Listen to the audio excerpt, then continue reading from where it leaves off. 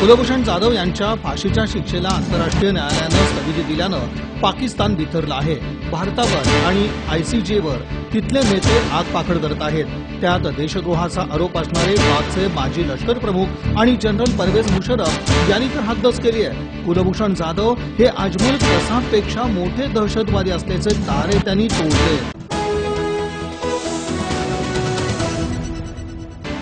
Surgical strike आणि त्यानंतर आताचे कुलभूषण जाधव प्रकरण अशा कूटनीती आणि सामरिक पातळीवर पाकिस्तानला एकामागून एक धक्के बसत आहेत। यासह सीमेवरील गोळीबार आणि काश्मीरमधील दहशतवादी हल्ल्यांमुळे पाकिस्तान सोबतचा तणाव वाढतोय।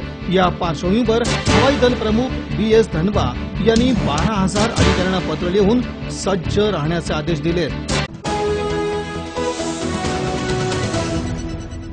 काँग्रेस आमदार नितेश राणेंवर खंडणीचा गुन्हा दाखल करण्यात आलाय। सांताक्रुझ येथील एका हॉटेल व्यावसायिकाला हॉटेलमध्ये भागीदारीचा प्रस्ताव देऊन त्याच्याकडून दरमहा 10 लाख रुपये खंडणी म्हणून स्वीकारणाऱ्या तसंच खंडणीची रक्कम न दिल्यास कार्यकर्त्याच्या मदतीनं तोडफोड केल्याप्रकरणी सांताक्रुझ पोलीस ठाण्यात नितेश राणेंविरुद्ध खंडणीचा गुन्हा नोंदवण्यात आलाय।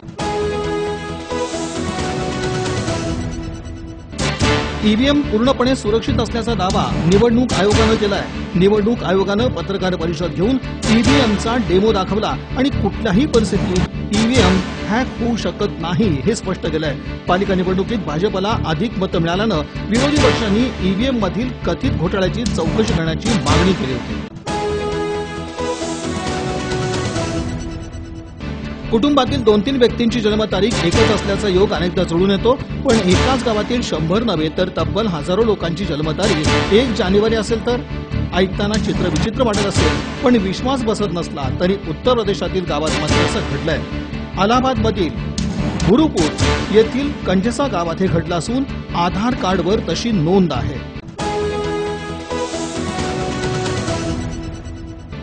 शांघाय इथं सुरू असलेल्या तिरंदाजी विश्वचषक स्पर्धेत शनिवारी भारताच्या पुरुष संघानं गोल्डन कामगिरी केली आहे। अभिषेक वर्मा, चिन्ना राजू, श्रीधर आणि अमनजीत सिंग या त्रिकुटानं जबरदस्त कामगिरी करत अंतिम लढतीत कोलंबियाच्या संघाला पराभूत केलं। चुरशीच्या झालेल्या लढतीत भारतानं कोलंबियाला 226 विरुद्ध 221 अशा गुणफरकानं हरवलंय। पश्चिम बंगालच्या मुख्यमंत्री आणि तृणमूल काँग्रेसच्या सुप्रीमो ममता बॅनर्जी यांनी शुक्रवारी आपल्या कार्यकर्त्यांना काँग्रेसवर टीका न करण्याचा सल्ला दिलाय। 2 दिवसापूर्वी ममता बॅनर्जी आणि काँग्रेस अध्यक्ष सोनिया गांधी यांची भेट झाली होती। या भेटीनंतरच ममतांचं मतपरिवर्तन झाल्याचं बोललं जात आहे। बलात्काराचा प्रयत्न करणाऱ्या 54 वर्षीय व्यक्तीचं पीडित महिलेनं गुप्तांग कापल्याची धक्कादायक घटना केरळमध्ये घडली आहे। जखमीला तिरुअनंतपुरम वैद्यकीय महाविद्यालयातील रुग्णालयात दाखल करण्यात आलं। जखमी संशयित आरोपी 3 वर्षापासून लैंगिक छळ करत होता असा आरोप पीडितेनं केलाय। केरळमधील कोल्लम येथील आश्रमात हा आरोपी राहतो। गाय आणि गंगाचा मुद्दा उठवण्यात गैर काय आहे असा सवाल उत्तर प्रदेशचे मुख्यमंत्री योगी आदित्यनाथ यांनी विरोधकांना विचारलाय। राष्ट्रीय स्वयंसेवक संघाचे समर्थन करताना ते म्हणाले की जर संघ आणि डॉक्टर श्यामाप्रसाद मुखर्जी नसते तर पश्चिम बंगाल, पंजाब, काश्मीर पाकिस्तानच्या ताब्यात असलं असतं असा दावा त्यांनी केला। मुस्लिम समाजाचा वादग्रस्त धर्मगुरू झाकीर नाईकला सौदी अरेबियाचं नागरिकत्व देण्यात आलंय। इंटरपोलपासून बचावासाठी नाईकनं सौदीच्या नागरिकत्वाचा आग्रह धरलेला होता असं बोललं जातं। सौदीचे राजे सलमान यांनी या प्रकरणी वैयक्तिक लक्ष घालून नाईकला नागरिकत्व दिल्याचं वृत्त आहे।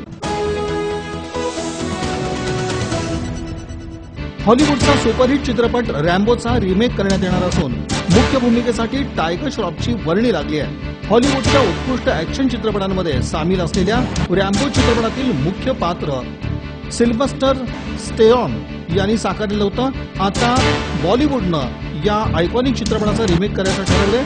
टायगर श्रॉफ सिल्व्हस्टर स्टॅलोनची भूमिका साकारणार आहे।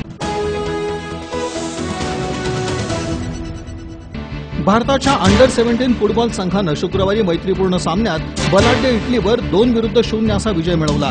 फुटबॉलच्या इतिहासात भारतीय संघानं प्रथमच अशी कामगिरी केली आहे। वर्ल्ड कपची तयारी करण्यासाठी भारताचा अंडर 17 संघ सध्या युरोप दौऱ्यावर असून इटलीच्या अंडर 17 संघाबरोबर मैत्रीपूर्ण लढतीचं आयोजन करण्यात आलं होतं।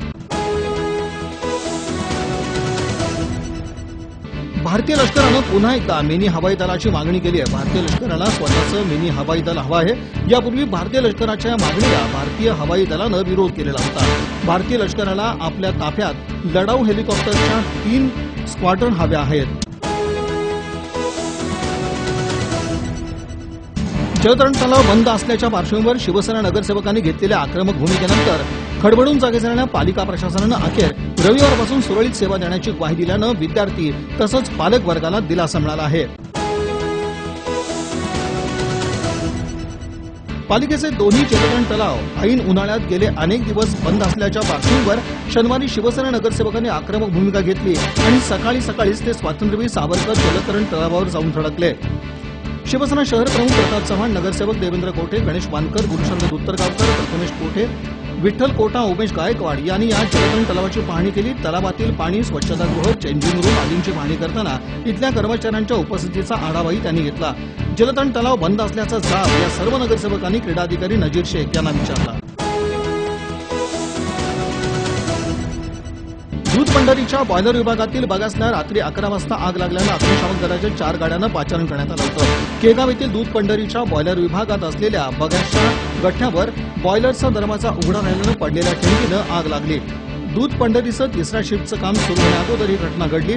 दूध पंढरीच्या बॉयलरजवळ बॉयलरच्या जळणासाठी ठेवण्यात आलेला मोठा गठ्ठा अचानक पडलेल्या ठिणगीनं पेटला. लक्ष्मी सहकारी बँक ही सोलापुरातील सौर ऊर्जेवर चालणारी पहिली बँक असून सौर ऊर्जेच्या वापरामुळे बँकेची महिनागडी 20,000 रुपयांची बचत होते. सूर्यापासून उष्णता आणि प्रकाश या रूपाने निर्माण होणाऱ्या ऊर्जेस सौर ऊर्जा म्हटलं जातं. सौर ऊर्जा ही निसर्गाची देण आहे. त्यामुळे नैसर्गिक ऊर्जेचा सध्याच्या ग्लोबल वॉर्मिंगच्या जमान्यात पुरेपूर वापर करणं गरजेचं आहे. म्हणून शासनाच्या वतीनं सौर ऊर्जेचा जास्तीत जास्त वापर व्हावा यासाठी सबसिडी दिली जाते. सोलापुरातील सर्वात जुनी बँक म्हणून ओळख असलेल्या लक्ष्मी सहकारी बँकेनं सौर ऊर्जेचा यशस्वीपणे वापर सुरू केला आहे.